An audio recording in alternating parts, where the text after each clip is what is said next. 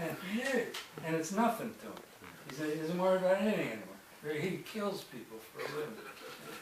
Pissed me off, I'll crash into another son of a bitch. So anyway, we went out to visit him, and I knew that we were going to go visit the Grand Canyon, and over the years I've gotten pretty good at not thinking as much as I can.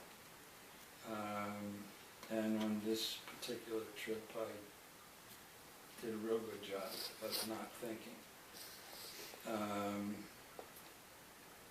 And I guess it wasn't until we got up around the Grand Canyon that I started to realize, not that this was a real revelation, that there were other people that lived around there before the white folks.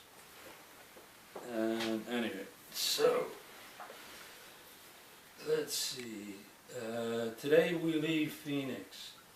With its recent rare soak, we are off to the North Country, to higher elevations, where there has been and continues to be heavy, unseasonable snow, to Williams, Arizona. We'll stop along the way at Sedona to take in the silver handiwork of the remaining descendants of the thousands of American Indians systematically massacred and tortured by our forefathers. Then we'll trudge through the snow, rent a room at Williams, and the following day take a 2-hour steam train ride to the Grand Canyon with silver jangling in our amoral pockets all the way.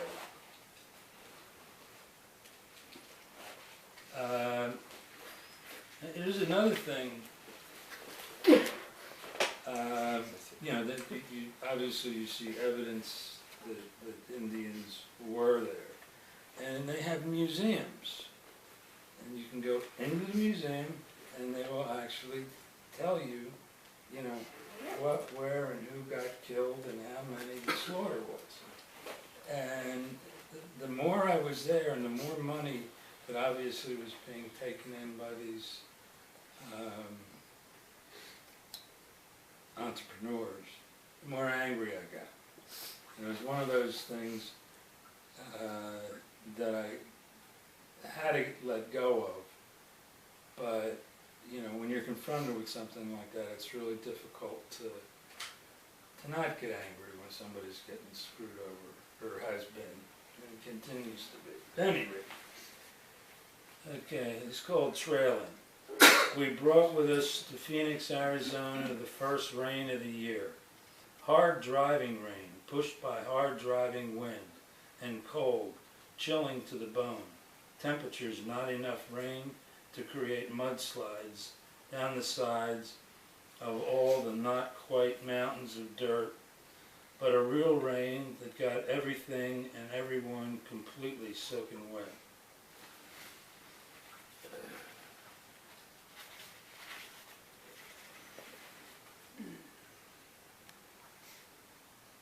I'm going the wrong way. Why did somebody tell me?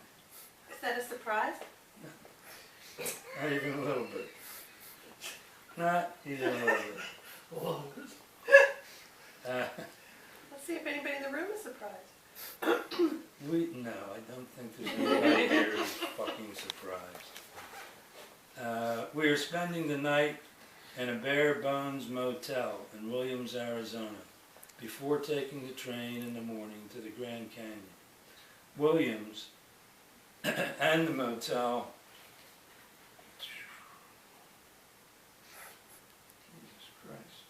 are located on Route 66. Williams is essentially a ghost town. People, interestingly enough, still walk the few streets that are there in Williams. These people apparently have not yet been informed of Williams' status as a ghost town. Just as Route 66 is a long dead ghost road.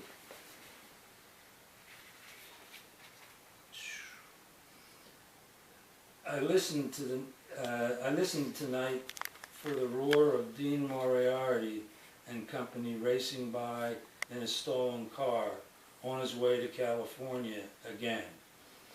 But I heard nothing on the ghost road that runs straight through the middle of the ghost town, Williams, Arizona. I heard only wind whistle through the vacant buildings, which of course weren't vacant. But I have to ask the question. So is Williams in more Right than away desert? with the I'm fucking sorry. question. I'm sorry, but I'm trying to visualize, I'm trying to I was visualize holding it. this I town. ask a question. So is this desert? Are you in the desert there or in the That's mountains? what I Because you asked. mentioned you were going up into the mountains too. Right. So where's, halfway. It's reverse order. Williams is in the mountains. It's No, right, It's in the mountains. It's oh, right- And one thing I didn't tell you about the desert, an interesting thing if you've never been to Arizona, is I always thought of a desert as sand. Yeah. Yeah. No. Hmm. All around fucking Phoenix is like thousands of acres of dirt. And that's the goddamn desert. And the mountains surrounding Phoenix look like something out of a freaking landfill. They're all round. mountains of brown, yeah, could be all shit if you know. Hmm. And of course, once you get away from Phoenix, that's when you get into the real mountains with rocks and, sand and the whole 9 yards. But when we first got there, I thought, fucking dirt, I came 2,000 miles for dirt. I got dirt at home. I followed your writing as you went through there, and when I read about the rain, I'm like, oh no. Kathy was like, what should I pack? I don't know, I got everything. There were two interesting weather phenomena when we were there. It had not rained all year until we got there, and then it rained like a son of a bitch. And when were we there? What time of year? It was March. March. And they got over a foot of snow all the way up to and including the Grand Canyon, which they never get. It just- Stood there and And I went to the rainforest in Puerto Rico, and they haven't had any rain. You think it's me? So what's going on there? Or is that another story? Did you write a story? That's the next book. Unbelievable.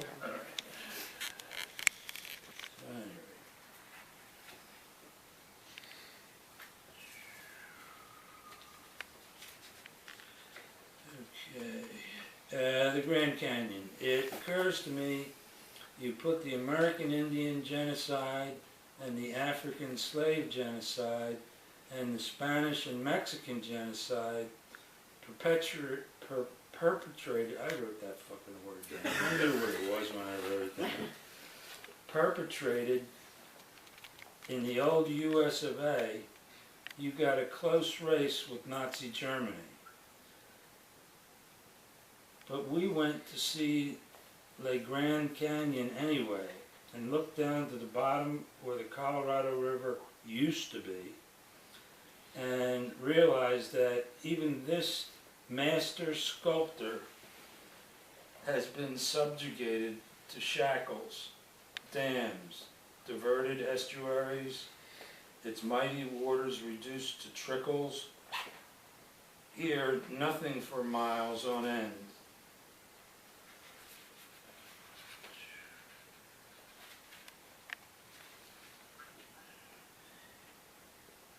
In one of the shops, supposedly featuring the artwork of the Hopi Indian, I saw a pair of handmade silver cufflinks, a small reminder of yet another great civilization brought to its knees and beat to shit.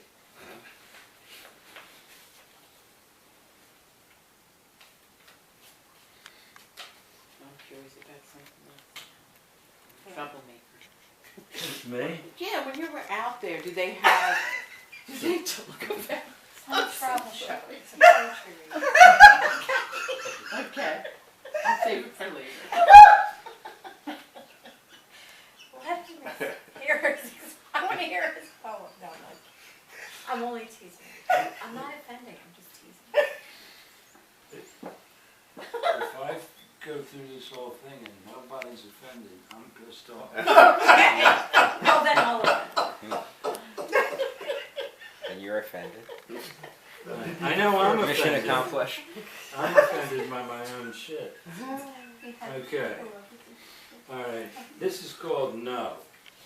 We walked along the lip of it, looked down across one of the greatest wonders of the world, and there he was, right in front of me, eating some nondescript thing off the ground.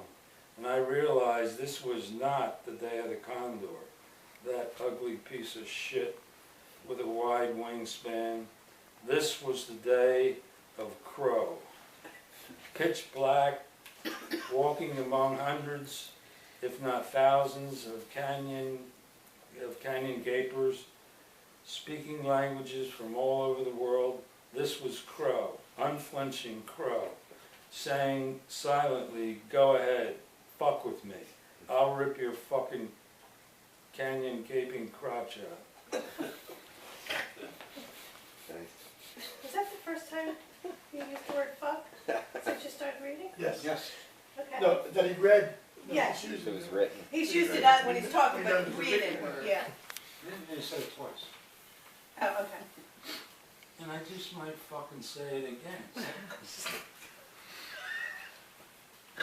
Keeping score. Hey, keep your shit up.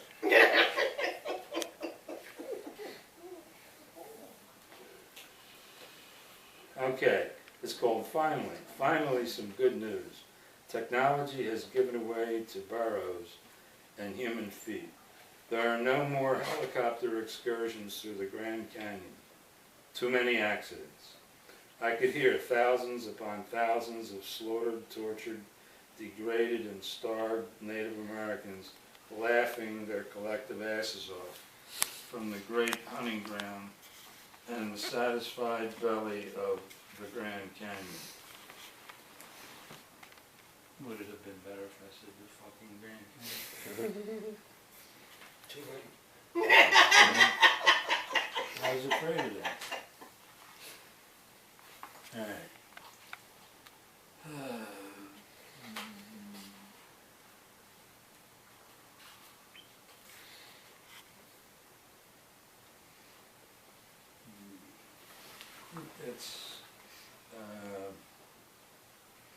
That's it for the references to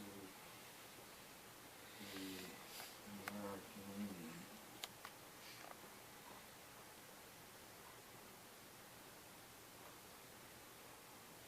Alright, this is called Swept Away. Everything is swept away in the tsunami of time. My grade school closed, fell into disrepair decades ago. My high school closed, fell into disrepair, and was ultimately razed.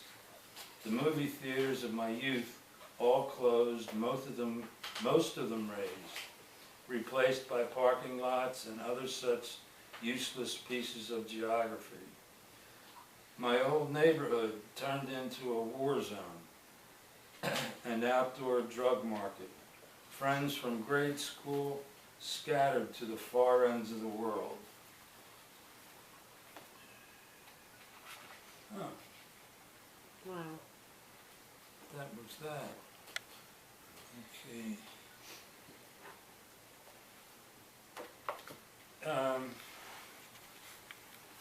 Where am I on?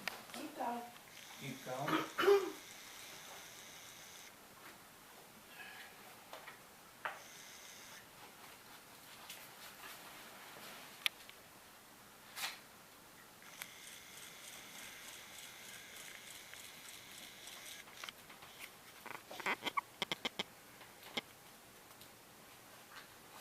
Okay, the magic is gone.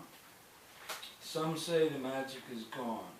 All the old movie houses closed or torn down, romances spawned there, filed away on the dusty shelves of an old and dusty used bookstore. The music whispering in the hollows of dying trees, all of it gone, all the magic gone to seed. But they're wrong about the magic and its fate. It's all gone, off in the perfect distance, just far enough away from time and place in the heavens, in the mind, in the memory, where nothing is ever gone unless you will it so. The magic is there, a feast for the grabbing, in memories that play back spontaneously or on command.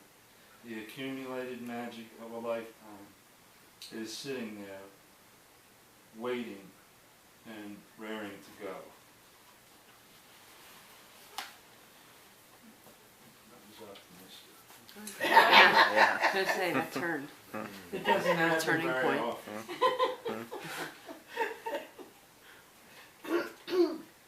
You're all nice people, but stop breaking my balls. Okay, this is called Congo Fire. I played the conga drums like a madman, like a man on fire. Played the conga drums like a wild man, a one-man conga band. Played frenetic on those conga drums, just to burn out the fire in my heart. Flying, pounding hands and fingers all day, all night, beating them to blood. Not time for breath or break. Just zooming through the wind, slipping through the breeze. Boom, boom, boom, boom, boom. Trying to burn out the fire in my heart. Used to do it with my feet, with dancing. Used to do it with my fists, with fighting. Now I play the conga drums, morning, noon, and night. Play them in a river, trying to burn out the fire in my heart. Alright, so much for fucking optimism.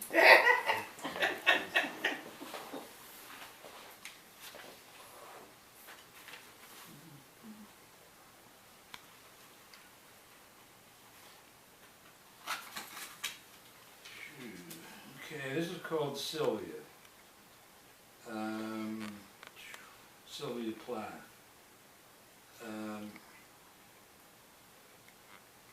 I could give a shit less about her writing, but there was a good movie about her. What's her name? Paltrow?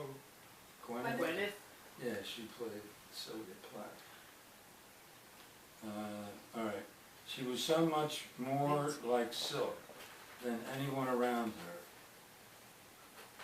She could turn the stained glass windows of a church liquid in magnificent colors. She could liquefy the very stone of a church's structure. The words of her poems chiseled in the fleshy walls of her heart. The amorphous walls of her soul, she too delicate of spirit for the crude realities of this planet. She of wistful spirit, of fragile sensibilities, always soaring with angels far above any feet of clay, wounded time and time again by dark betrayal.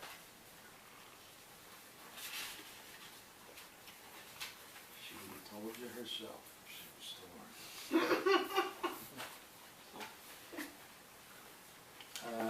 Okay, what's next? Did I see that movie with Gwyneth Paltrow?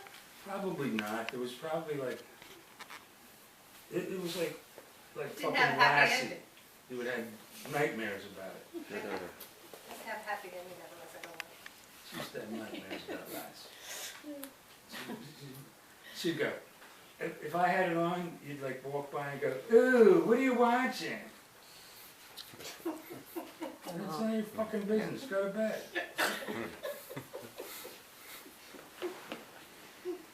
Alright. Ooh, 34. This is called The Rapture. With 40 minutes, 40 seconds left in the movie, Ted, standing bewildered, Sylvia said, the truth comes to me. The truth loves me. She then threw Ted unceremoniously out of the house. And with God speaking through her as she described it.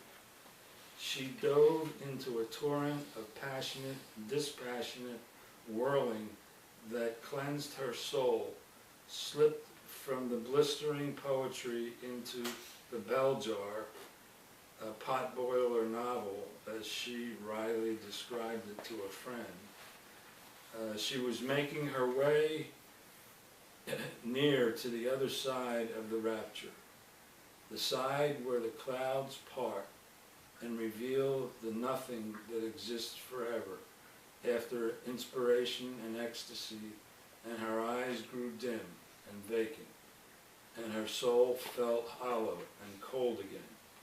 The few towels at the bottom of the kitchen doors to keep fresh air out and gas in, to protect her children, and in a few minutes or an hour, she was carried away, leaving behind the vacant body she had always known.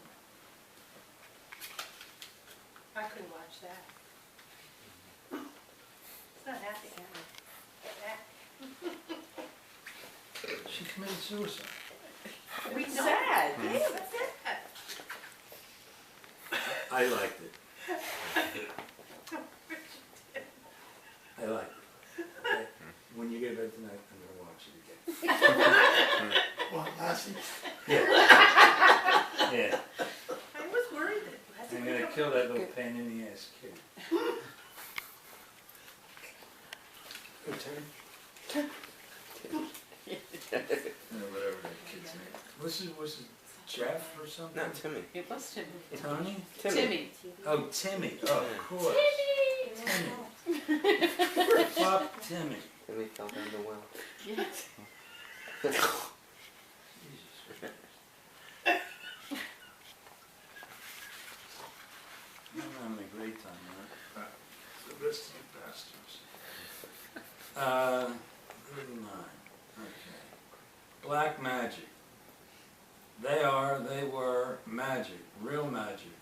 The girls, the woman of my life, the sun, the clouds, the rain, the sun, the loves, the friendships, the crushing blows, the heartaches, the heartbreaks, the million other components of me, of this existence. You thought it was going to be dirty, didn't you? Yes. Well, I'm not finished. Lucky here. I was going to say that's the sequel. Alright, musical notes, dancing in space, attracted to and repelled by one another, fashioning their own unique arrangements, dance music, rock and roll, fugues, symphonies, jazz, formal, improvisational, soul, rhythm and blues, all of it in Great Balls of Fire. So it didn't get dirty for you. I'm as disappointed as you are. You ready? It was kind of upbeat.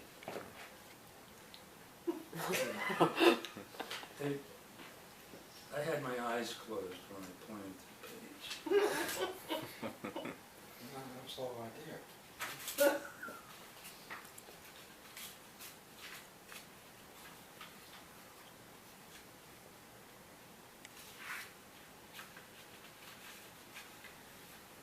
There are people who write this sort of shit who would sit down and talk to you about the inner meanings of the process that they used in selecting each poem.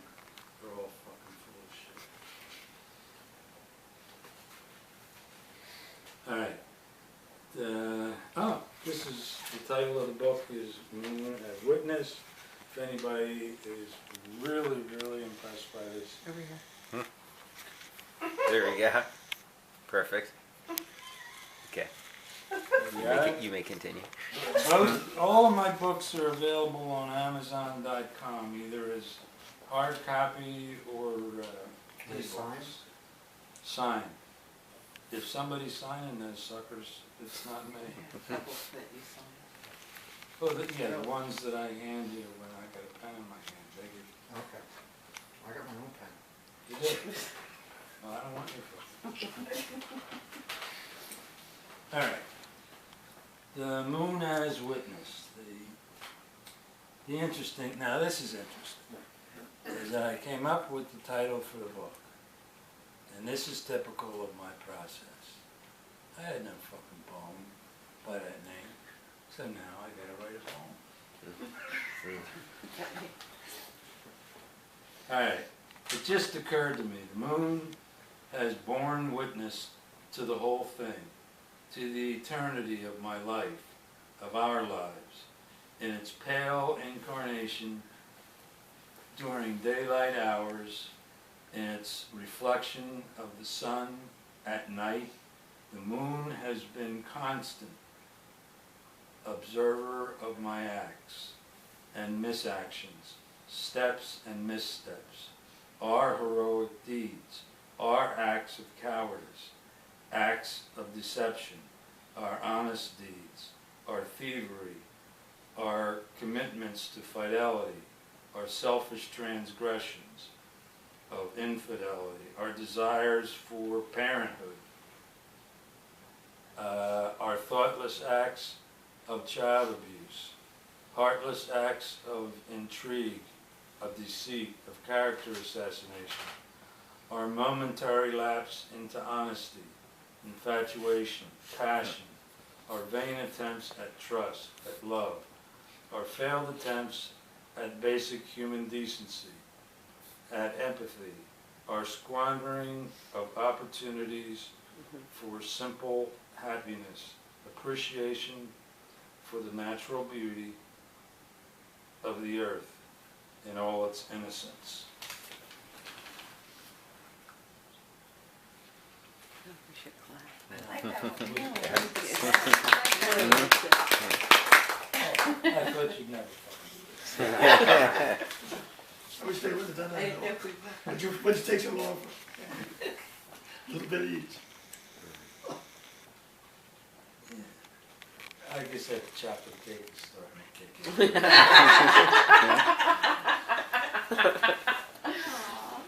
Cake break. Okay, where am I? 6,